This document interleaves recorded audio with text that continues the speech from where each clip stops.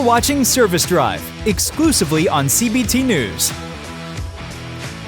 Hey everyone, Jim Fitzpatrick. Thank you so much for taking the time out of your busy schedule to join us on Service Drive right here at cbtnews.com. Today we're talking about the fundamentals that still separate the top performers from everyone else that's out there. Jeff Cowan, president of Jeff Cowan's Pro Talk, a keynote speaker, sales trainer, and author, has a new book titled The Forgotten Rules of Professional Salesmanship, which is part of his Forgotten Rules series. So thank you, Jeff, so much for spending some time with us here on the show. Very much appreciate it. And congratulations on the awesome book. Oh, well, thank you very much, and thanks for having me on. I'm glad to be here. Absolutely. A book that, by the way, we're going to make available to everybody right below the video that you are watching. There is a link to get your own copy, which I highly recommend you do. It's an awesome book. You're not getting mine because guess what? Jeff Cowan signed this one to me. So thank you very much, Jeff, for that. But it is a great book. So tell me, what was the inspiration behind writing this and starting this series? Well, in starting the series, and especially this book, we seem to be in a world today where we're getting further and further away from what works, And so I was on line one day and I was reading an article and I read where even in today's world, 82%, 83% of all sales that are made today, regardless of the product or service, still require face-to-face or voice-to-voice contact to get the sale. Sure. Of the 18% that's left, half of those people are buying what they're buying without talking to somebody because they bought the product or service before and they know what they're getting. Right. Of the remaining that's left over, half of them won't take delivery of the product or service until they physically talk to somebody about how to use the product or service. So what it hit me is that everybody's very Amazon driven, if you will. Let's start a website, let's get a product, let's advertise it, and then billions of people will click on it, make me a billionaire in 30 minutes, and I'll get up tons of sales. But as I read that, it hit me. In my 41 years of being in business with Jeff Cowan's Pro Talk, I've never once had anybody call me up and say, hey, look, here's $5,000, $10,000, $20,000, $100,000. Just come out and see us. It's always been a process where we've had to build a relationship. We've had to talk to people. And that's what this is about. It's about going back to the very basics of selling and becoming the best salesperson you can be. That's right. That's right. And I think it's important to note that, even you're a service advisor and you're talking to customers, and while your title is service advisor, you're really a salesperson, right? You're selling the dealership, you're selling yourself, and you're selling those products and services each and every day. Absolutely. As a matter of fact, the current workshop that I'm touring with on the service advisor side of things, because the new book, as you pointed out, it's not just for service advisors. It's for anybody that's in the sales world, wants to be in sales, think about being a salesperson. It's a general selling book. But I'm touring right now with a workshop called The Forgotten Rules of Service Advising. And the gist of it is you're in the people business. That's actually rule number one. And rule number two is you're in the business of building relationships. If you want people to buy from you, you want them to come back and buy more and bring their friends, trust you and the like, you have to talk to them and you have to build relationships with them. It's all about the relationships. That's right. That's right. No question about it. Which forgotten rule from living life changed you the most? From the Living Life book that changed me the most, that's an interesting question because all of them did, but I think the one that did it the most was when we were on a vacation and we were outside of any technology. We were in a place where we couldn't get Wi-Fi, we couldn't get phone signals or whatever, and so we were forced to put our phone down for several days, me and the wife. And in doing that, we reconnected in a big way. Yeah. And so because if you think about it, when's the last time you sit down with your spouse or your friends for dinner or to watch a movie, and you look around the room and everybody's staring at their phone, or you have to pause it 3 or 4 times or whatever. Time. Right. So you never really get to experience being in the moment. So putting down the phone, we now do it every week. We take at least one day, if not the entire weekend. We put all the technology away, and it forces us to talk to each other. And it's really, really helped my relationship with my wife. And then on top of that, when we go out to dinners and with friends and whatever, because we host a lot of dinner parties. And the only rule is when you come to our dinner party is that you have to compliment my hair and you have to leave your phone at the door because we want to talk to you. We want to get to know you. They have to compliment your hair. That's interesting. Wow. I think I'm going to start that,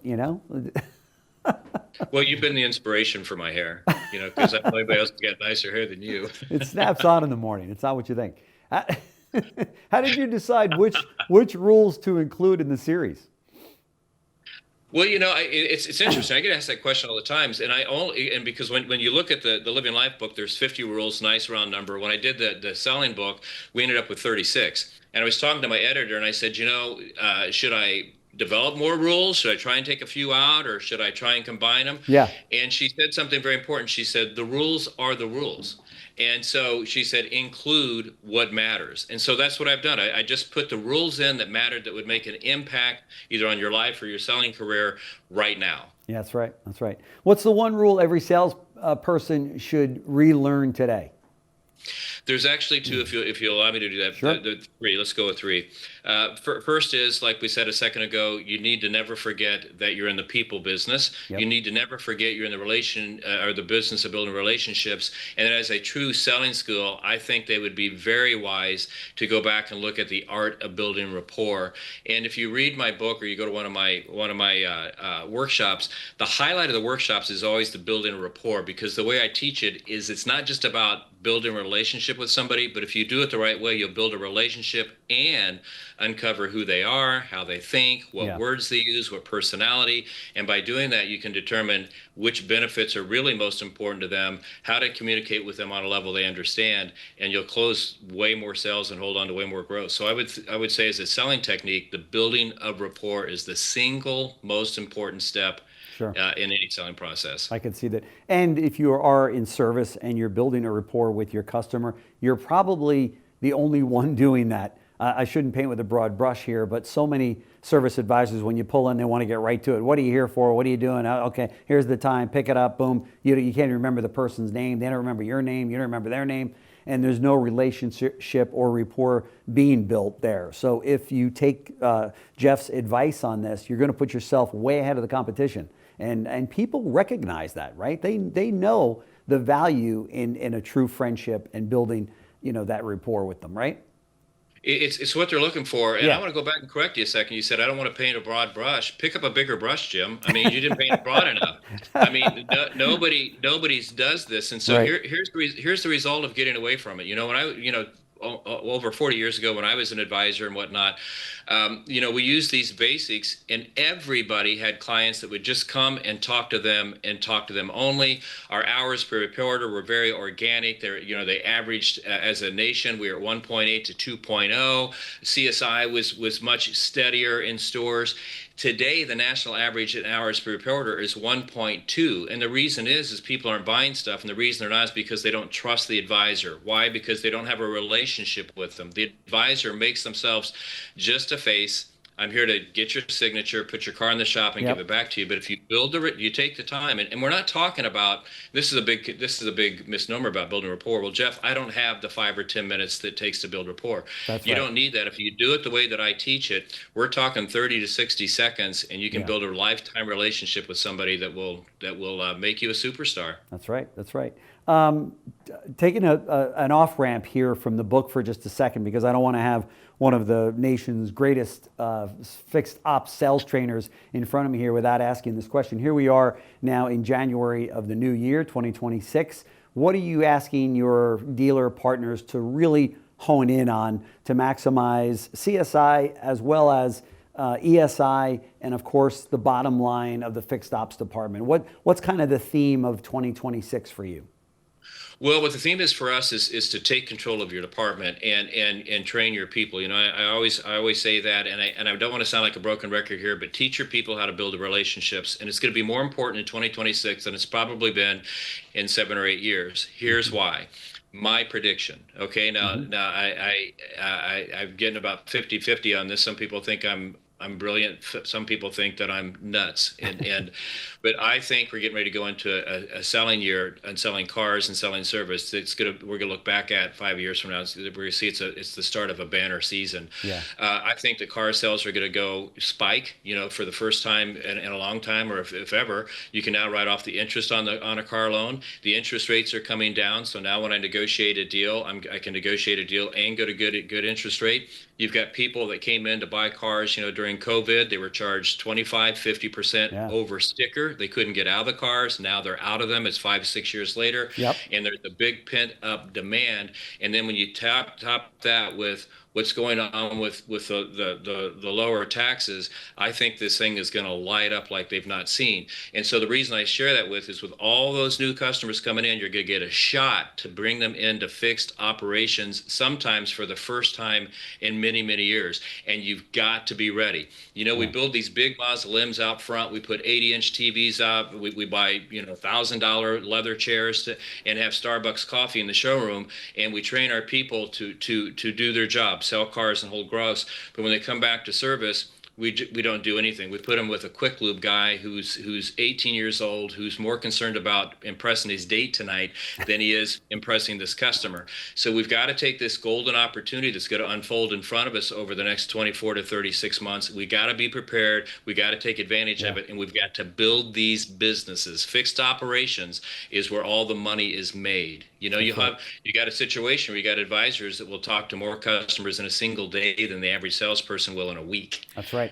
So that's our mantra, is get prepared for what's about ready to happen. And the way you do that is prepare your people to build these relationships with these customers. Let's lock them in, not just for service, but let's lock them in to come back and buy their next car from you. So we're right on the cusp of NADA. There's a lot of dealers that are setting up their schedules and putting their agendas together as to what companies they're going to be looking for or what specific products. What's your recommendation to dealers that are going out to NADA in Vegas this year in terms of what to look for or what they should keep in mind?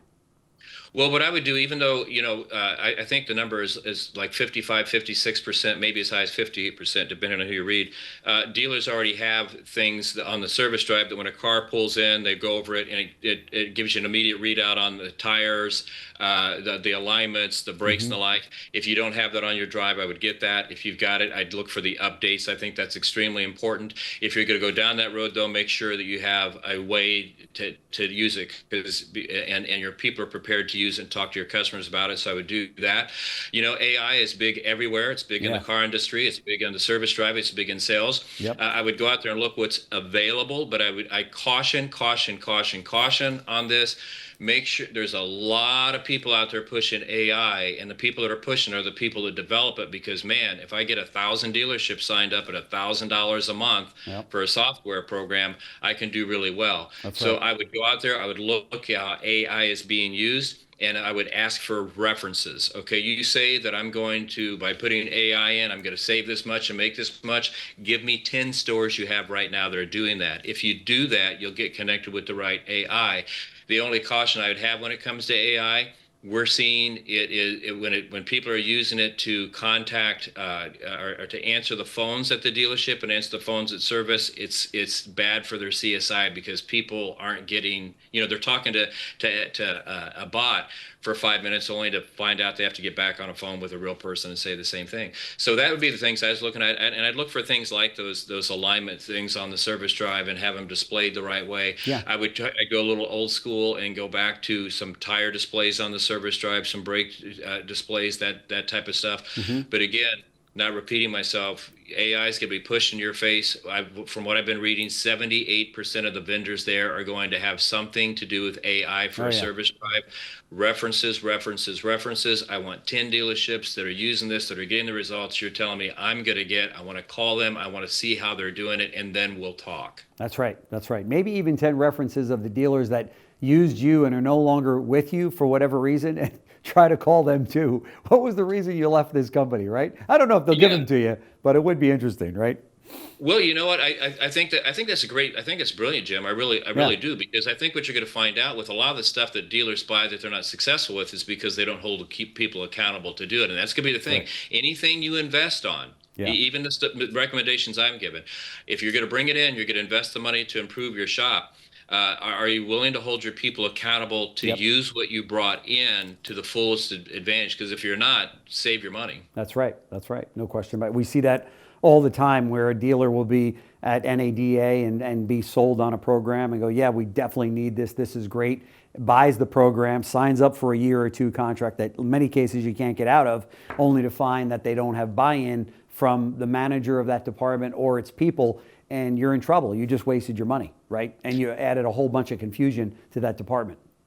Yeah, you have to sit down like our best dealers do. I was in a meeting here about a month ago, and one of our best dealer groups. I'm under a non-disclosure. I'm not allowed to talk about who it is because they don't want me talking about their numbers, whatever. But he did what I thought was the most brilliant thing ever. He stood up and he said, "You know what? We're going to introduce this new training program to our dealership, and here's why. The last 3 or 4 years, I've asked you to get these numbers, and you told me you could, and you haven't. Right. So."